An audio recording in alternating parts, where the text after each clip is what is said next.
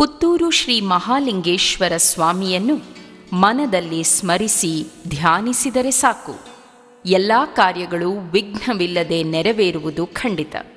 ಇದು ಹತ್ತೂರ ಭಕ್ತರು ಹೇಳುವಂತಹ ಮಾತು.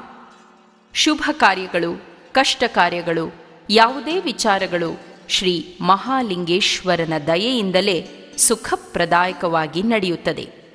ಬೇಡಿ ಬಂದ ಭಕ್ತರ ಬೇಡಿಕೆಗಳನ್ನು ಈಡೇರಿಸಿ, ಸರ್ವ ಕಷ್ಟಗಳನ್ನು ನಿವಾರಿಸಿ, ದೇಶ ವಿದೇಶಗಳಲ್ಲಿಯೂ ತನ್ನ ಪ್ರಭಾವವನ್ನು ಬೀರಿ ಸರ್ವ ಭಕ್ತರ ಮನದಲ್ಲಿ ನೆಲೆಸಿ, ಕಾಲ ಕಾಲಕ್ಕೆ ಮಳೆ ಬೆಳೆಗಳನ್ನು ದಯಪಾಲಿಸಿ, ಪುತ್ತೂರಿನ ಮಣ್ಣಿನ ಭಾಗ್ಯದ ಬೆಳಕಾಗಿ ಕಾಶಿಗೆ ಸಮಾನವಾದ ಕ್ಷೇತ್ರದಲ್ಲಿ ಲಿಂಗ ರೂಪದಲ್ಲಿ ಸಾಕ್ಷಾತ್ ಪರಮೇಶ್ವರನೇ ನೆಲೆ ನಿಂತು ಅನುದಿನವೂ ವಿಧ ವಿಧ ಪೂಜೆಗಳನ್ನು ಸೇವೆಗಳನ್ನು ಪಡೆದು ಬಹು ವಿಜೃಂಭಣೆಯಿಂದ ರಾರಾಜಿಸುತ್ತಿರುವ ದೇವರು ಪುತ್ತೂರು ಶ್ರೀ ಮಹಾಲಿಂಗೇಶ್ವರ ಸ್ವಾಮಿ.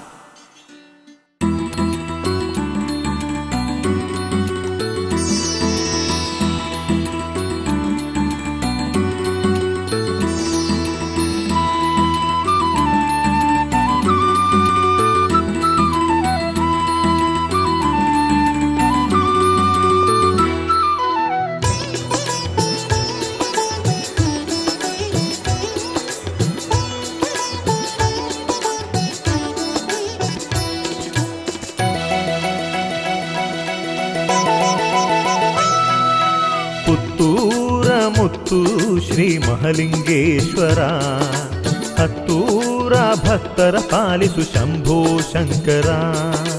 ಪುತ್ತೂರ ಮುತ್ತು ಶ್ರೀ ಮಹಾಲಿಂಗೇಶ್ವರ, ಹತ್ತೂರ ಭಕ್ತರ ಪಾಲಿಸು ಶಂಭೋ ಶಂಕರ. ನಾಗರಾಜನ ಕೊರಲಲ್ಲಿ ಧರಿಸಿದ ನಟಗಂಗಾಧರ, ನಂಬಿ ಬಂದಿರುವೆ ಹರಸಯ್ಯ ಮಹಾಲಿಂಗೇಶ್ವರ. ಶ್ರೀ ಮಹಾಲಿಂಗೇಶ್ವರ ದೇವಾಲಯವು ಇತಿಹಾಸ ಪ್ರಸಿದ್ಧವಾದುದು, ಬಹಳ ಜನಾದರಣೀಯವಾದದ್ದು ಹಾಗೂ ವಿಶೇಷ ದೈವಿಕ ಶಕ್ತಿ ಸಂಪನ್ನವಾದುದು.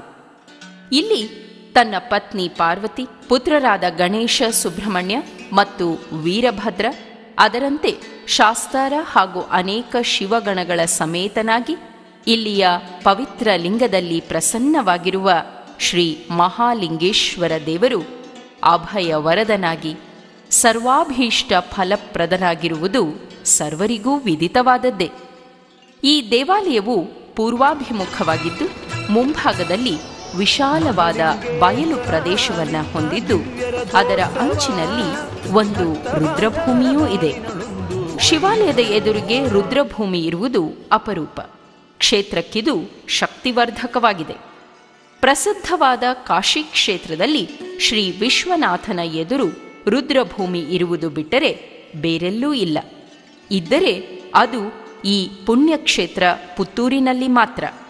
ಆದ ಕಾರಣ ಕಾಶಿ ಕ್ಷೇತ್ರದಷ್ಟೇ ಪ್ರಸಿದ್ಧಿ ಹೊಂದಿರುವ, ಪಾವಿತ್ರತೆ ತುಂಬಿರುವ ಶ್ರೀ ಮಹಾಲಿಂಗೇಶ್ವರ ದೇವನು ಲೋಕ ಪ್ರಸಿದ್ಧನಾಗಿ ಭಕ್ತ ಜನೋದ್ಧಾರಕನಾಗಿ ಹತ್ತೂರಿನ ಒಡೆಯ, ಪುತ್ತೂರಿನ ಮುತ್ತು ಎಂಬ ನಾಮಾಂಕಿತನಾಗಿ ಇಲ್ಲಿ ಮೆರೆಯುತ್ತಿದ್ದಾನೆ.